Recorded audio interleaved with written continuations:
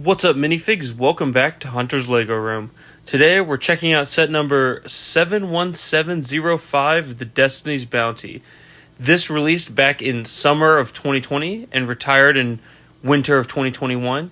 It has 1,781 pieces and 7 minifigures and retailed with a price of $130 in the United States. And if you're looking to get this set today, it's going to be not too much higher, looking at closer to 160, 170 for the set, which isn't too bad for a set that's already 4 years old. Looking at our minifigures, we have 7. Left to right, you have Lloyd, Jay, Cole, Sensei Wu, Zane, Nia, and Kai on the right. And we'll go ahead and start with Kai. So here is our first minifigure, Kai. He has got some fantastic red robes, and I'm going to get this out of the way because I say it in almost every video. The printing in terms of the flow from the torso to the legs is really good on all these minifigures. His main accessory, his golden weapon, is the Dragon Sword of Fire, and they've been using this piece for a real long time now, since 2011, and it still looks fantastic. He has got some typical face printing. They've been using this face printing for a few years now with just a serious expression and the bandaged eye, and then kind of a goofy expression on the other side of the face. The hood piece is pretty nice, and for an accessory, he's given just another golden sword. All of them are given just extra swords. Here's what that sword holder / shoulder pad looks like, and here is what the back printing looks like without the armor. Overall, I like the legacy versions of all the ninjas. They're all pretty nice. We'll go ahead and look at our second figure, Zane, here. His golden weapon are the Shurikens of Ice. He has got some nice hood piece. I like the two tones in all the hood pieces. He is once again given that accessory of a golden sword. And his face printing is got a serious expression on one side and more of a goofy expression on the other.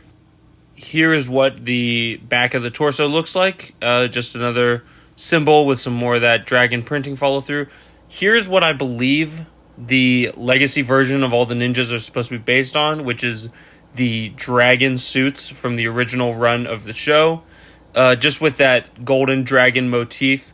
I don't know for sure. It might just be an overall basis on their original outfits. But I like to think it's based on kind of this look of their Season 1 appearance. Our next minifigure is Jay, the Ninja of Lightning. He has got the golden weapon known as the Nunchucks of Lightning. And overall, once again, his printing is the solid blue, but his second color is more of that dark blue in the hood. And here we'll take a closer look at the Nunchucks of Lightning. And the piece they use for the hilt there looks really nice. They introduced these, I believe, in that wave of 2020, and they look really nice. His first expression just got more of that serious face going on, and his second expression is kind of like a nervous looking expression. But I like the design of his robes a lot. The way they cross over each other looks really nice. I think overall, fantastic minifigure. Our next ninja is Cole, the Earth Ninja, the Black Ninja, and you can tell already his weapon is quite large, the Scythe of Quakes, and it's a couple pieces to build it, but it looks overall pretty nice. I don't think it's quite as good as some of the original builds of it because they've remade it a few times. Overall, it looks nice. His color scheme is black with the orange belt. I think it looks nice, but I love the brown on the hood piece. I think the brown complements it real well. He's got a serious expression and then kind of a smiling expression. And there is the back printing there for him as well. Our fifth minifigure is Sensei Wu. He is pretty standard. He's been pretty standard through most of the sets for years now. He has got a brown staff for his accessory, and he's got some very nice printing on his torso. You can't see much of it because of the beard piece, but it looks really nice. And the back printing has a nice big dragon going through the whole torso, which I think looks really, really good. Our sixth minifigure is going to be Lloyd Garmadon in his child appearance here.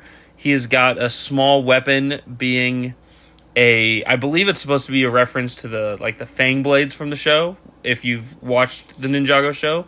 Overall, I think it's a pretty good looking figure. Looking under the hood, he's just got a smile for the first face, and I love the torso printing. It looks completely accurate to what it looks like in the show. He's got more of a scared expression. And on the back, under the cape, just the number 5 again with that purple kind of sash belt.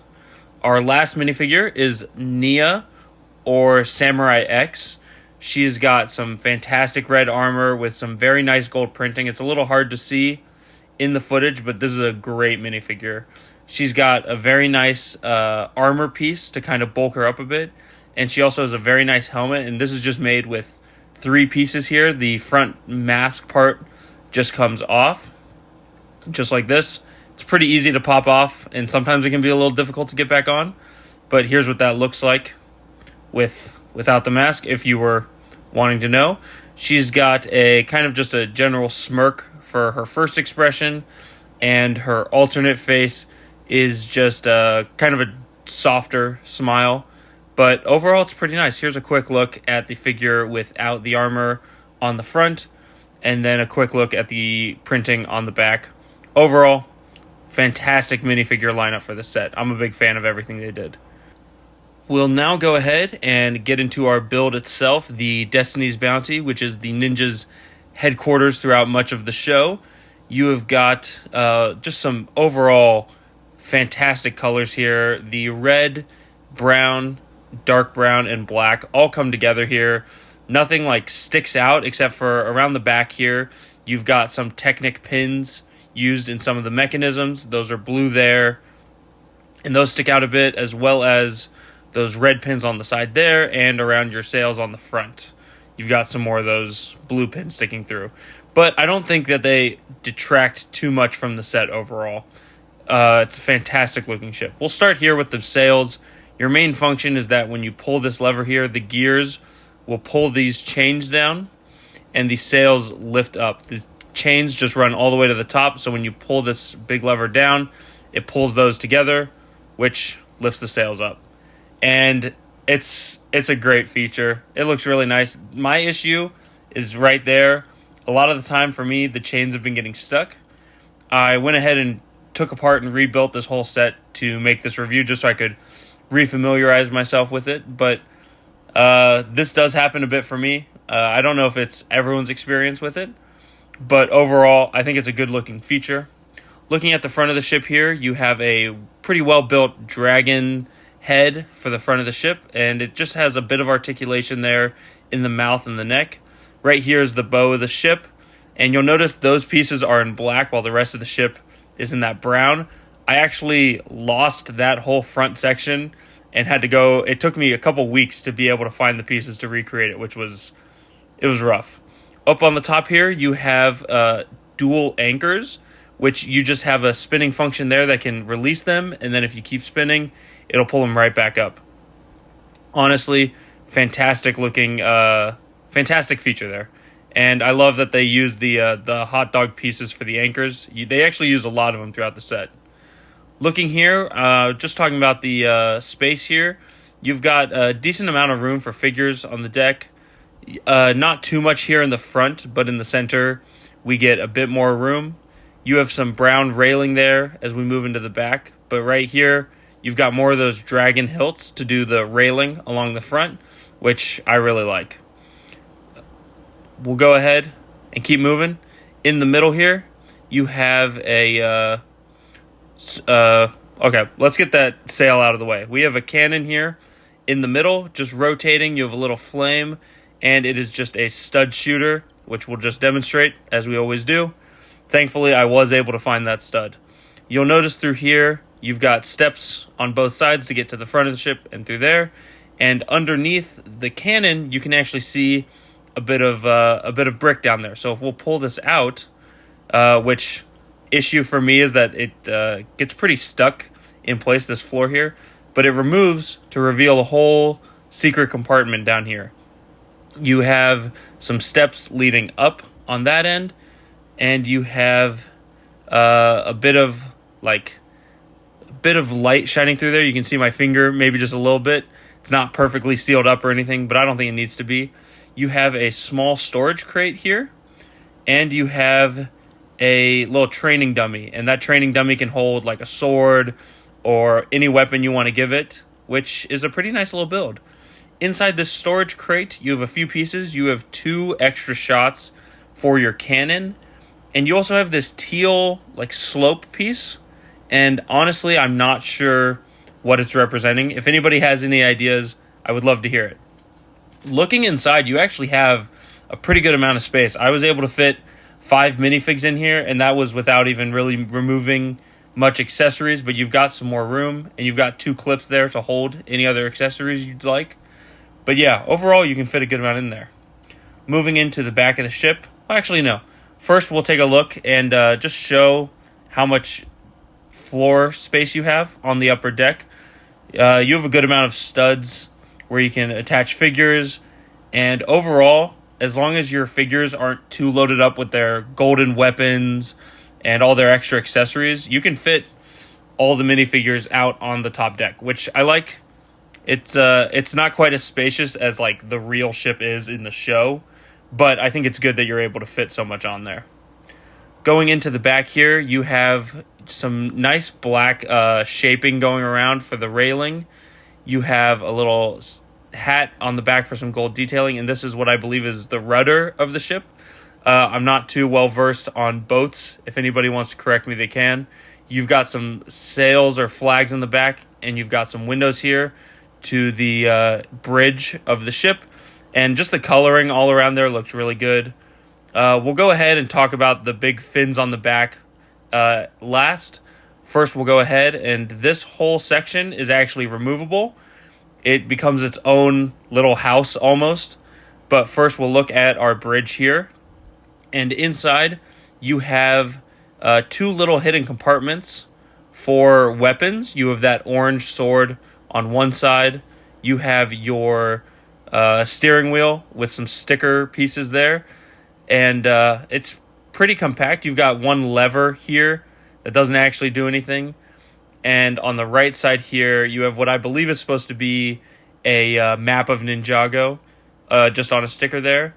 And I will say it is pretty tight. It looks a little spacious. You've got some studs, but overall, you can really only fit 1 minifigure in the bridge, and that's about it. It's pretty crammed in there. I don't think you need to have a ton of space for this set, but it would be nice if you could fit maybe 2 or 3 minifigs in there. I think that would add a lot to it. And looking at it right here, there's plenty of room behind Nia, but truthfully, once you get the cockpit or the cover of the bridge put back on, there is not really any other room for figures. Looking here at our whole thing, you've got 2 little lanterns on the front. The big kind of flags on the back can move up and down, but they're kind of restricted. The roof here is pretty nice, but it is actually removable. So this also comes apart. A lot of black pieces here, some more hot dogs used for design around that bubble in the front there too. And I like the dark red pieces here. I think it kind of breaks up the black very nicely.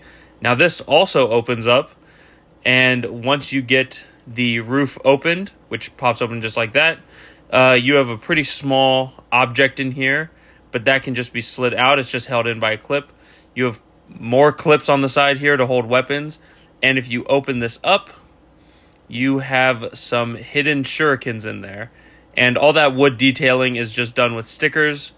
But yeah, you've got more hidden weapons up there in the roof of the ship, which I love them being able to take like just empty space and add small things to it, even if it's not stuff that like happened in the show or anything. Just finding use for that empty space is great design choices on my hand. Great design aspects, if you ask me. And that will just reattach back up here. I've had a bit of issue with getting the studs to align. I'm not sure if that's happened to anyone else. You guys could tell me. But I don't know. Looking at this without the roof, the sides open up, and you have some little like light pieces. You've got some more swords, some posters on the wall here with stickers. You have multiple clips for weapons and just weapons throughout. And I believe that this is designed to be, like, once you remove it, it's supposed to be a little training area for your ninja.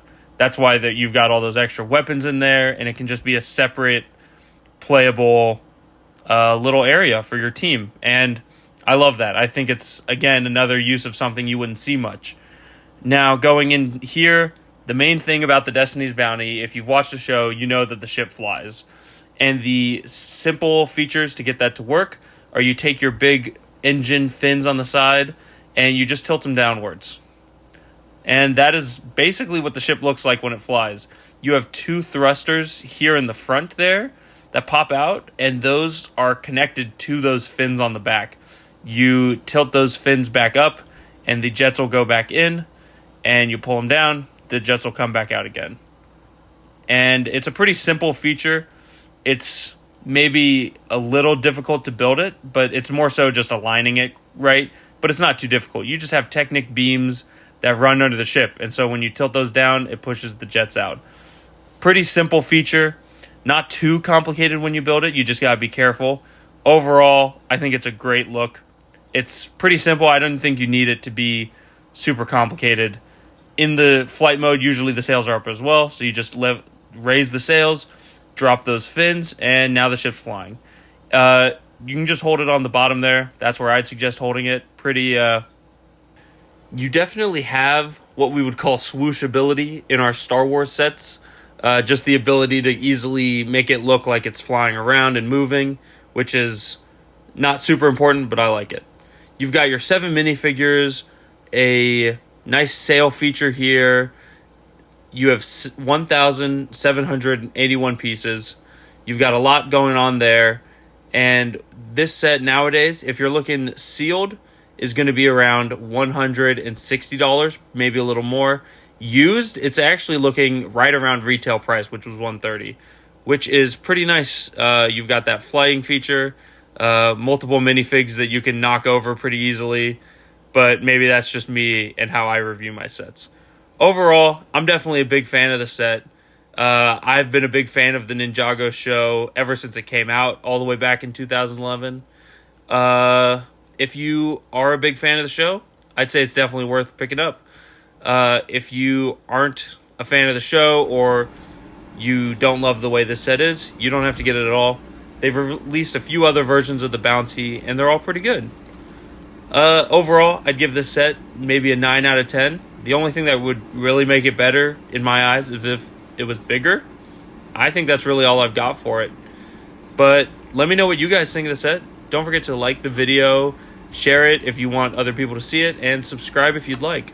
And I'd like to thank anyone that made it this far into the video. Not too many people watch my videos all the way through, so if you watch it all the way through, I'm truly grateful for that. And I will see you guys next time in Hunter's Lego Room.